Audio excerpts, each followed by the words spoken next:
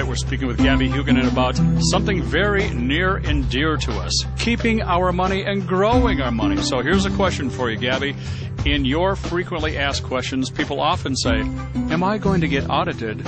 But the question you think they should be asking is, how can I grow my money in a tax advantage environment? It's such a great question, and I mean specifically is you have to be open-minded enough to listen and then get the right network of advisors who know the rules.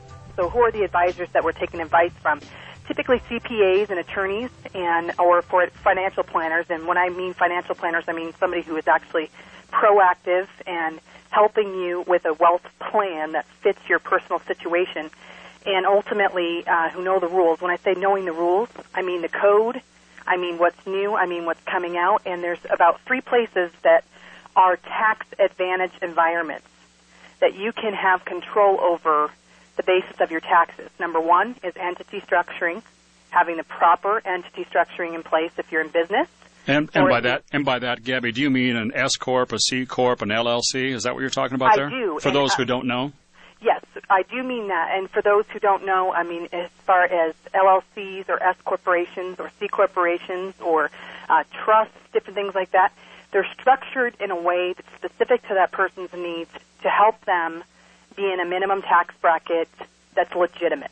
Yeah, but let me ask you this. I don't want to sidetrack you too much, but what if I'm a doctor, I work in a nice hospital, I'm doing okay, making good money. Do I need the hassle of setting up an LLC or a C Corp for myself, even though I work for somebody else? Absolutely. Number 1 cause of wiping docs out, I've seen it a million times, not a million, I'm being facetious, but a lot, is they don't have the proper entity structuring in place. They have everything in one central practice. Maybe they're, a practice of 11 docs or something like that. Right. One entity in place. If something happens to one doctor, it affects every single person in that practice. Oh, like the partner down the hall gets sued and... Absolutely. It bleeds over. So the proper entity structuring is going to be specific to you and your situation, and it is a combination of LLCs or corporations, either S or C, and then also sometimes some upper-level entity planning for personal asset protection. Okay. So that's the first area that you can grow your money in a tax advantage environment. What's the next one? The second way is checkbook control IRAs. So checkbook control IRAs, self-directed IRAs, people fear having control over their IRAs, but I would fear what the stock market is doing right now. Yes, absolutely. Yeah.